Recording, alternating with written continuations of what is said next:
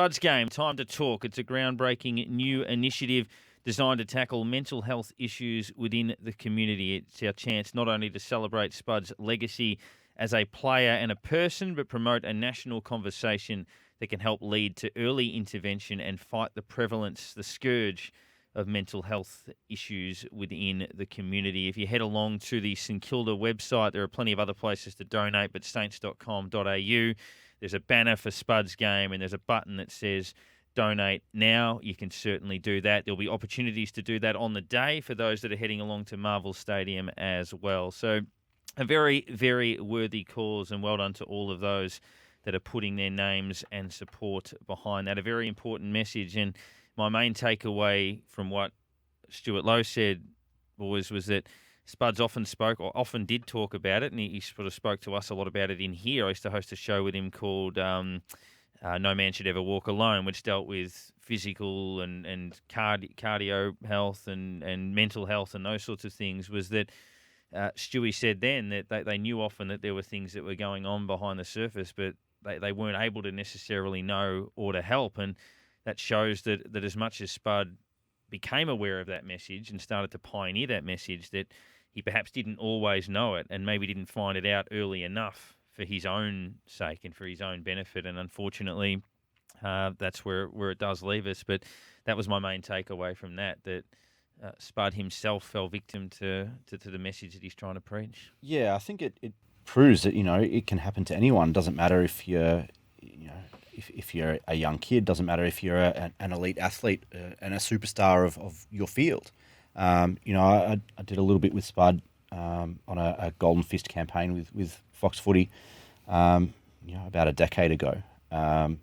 And you could tell whenever he came into the office and had a chat that there was stuff on his mind, and he was quite often pretty open and honest, and you'd ask him how he was and he'd go, "Oh, having a shitty day." Yeah.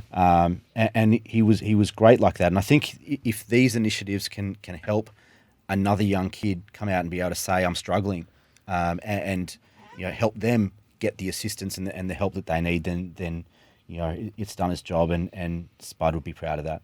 Yeah, and I often used to, further to that, a similar thing, like you'd be working on him here, it might be a phone call where you'd have him on for a segment, and one day it would be, you'd send him a text and say, "Can you chat?" And he'd be like, "Yep." And then you'd do the chat, and then it would be bang, phone conversation over, and very short, but then 3 days later I'd be at the MCG, and you'd be on your way out of the ground, and he'd walk up behind you and put you in a headlock and be like, "Oh, Parker, how you going?" And like full of beans, and it's things like that where you just sort of, you wonder in your own mind whether you were reading the signs correctly, could you have done more, and those sorts of things. And I think it's little things like that, like if people are allowed to have shitty days, and you've got to encourage them that that's okay. You don't tell them to be quiet. You don't tell them to, just go off and leave you alone and all that sort of stuff. Just see, you find what you can do in those situations. You don't pry and you don't keep poking people, but you want them to feel safe, that they can obviously trust you to talk about those sorts of things. Yeah, you kind of see it with the way that teams are giving players time off now. We didn't see that 5 years ago. Yeah. It's come along a lot more recently. The teams are realising, hey, if the player's not well, they shouldn't be here. Yeah. They need to get away, need to just take the mind off what their usual day-to-day routine is, and just freshen up, have a bit of time off, get back, because that's going to be longer for them and better for them in the long run, better for the team in the long run. Mm-hmm. It's become a bit more commonplace now that you see, okay, a player's he's not going so great, so the club go, look, get away, just go get yourself right. Exactly, and it's the same as we'll take him. Like if your mate, he doesn't want to come out that day, that's okay. Or if he does, it's not hanging shit on people. It's listening. If your mate's like, "Yeah, I'm not feeling the best today," you want him to be able to say that to you, and then you want to be able to, offer whatever support he needs. If it's just listening, if it's a beer, if it's a walk, if it's anything. Yeah, that's it, and it hits different people differently. I remember as a teenager, I've had my battles with the black dog that you guys know. And I remember there'd be weekends where the group of us would go out and I wouldn't want to come, and make an excuse, or I'm busy or can't do it. But in reality, lying in bed watching TV and just don't want to do anything.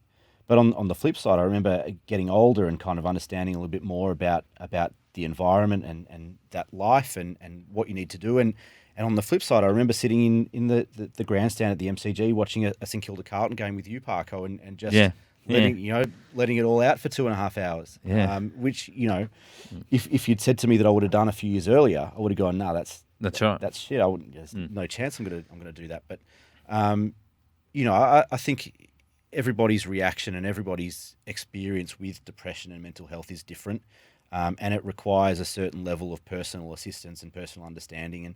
And again, like I said earlier, if initiatives like this and Spud's game and his legacy are that one other young kid is going to feel comfortable coming out and saying to someone, I need some help, or I'm not doing too good, then it's done its job. Yeah, and even scenarios like that, you want people to be able to say, I don't have to give the boys an excuse. I don't have to say, mum's crook, or I've got to look after such and such. You should be able to just say, not feeling it today. That's it. And be able to get away with that and have people go, okay, no worries, maybe we come to you. Do you want us to come over and have beers at your house instead? Anything or we can do. Something differently or whatever it may be. But people not to feel like, I can't tell them the real reason, so I'll tell them a different one.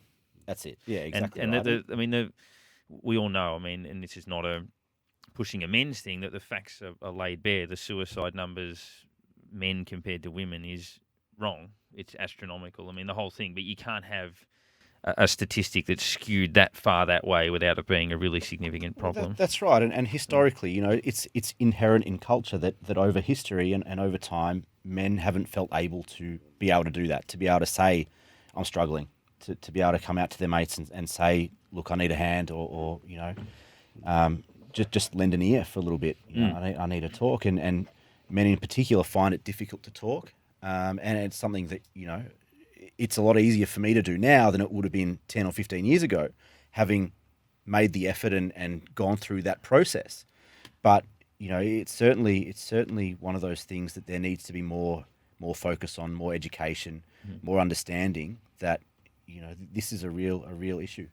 And as we're saying, the centre that's going to be open, that it's a place that's going to be for people to go to. The ones that don't want to say to people, I'm not well, they can go there and work it out, and eventually they might be able to say to their mates, I've been going here. So it's just getting the money that will go to this to help get it open and get it running, and that is going to go a long way into the future. You'll find, it's going to be pretty localised to begin with, but let it expand over time, get more of these places going, and you'll find that it's going to help more people than you'll ever realise. Yeah, I think we all know what happened to Spud shouldn't have happened, but it did, and it's a case now of obviously turning that into something that can benefit a lot of people, which he was already working to do towards the latter stages of his life.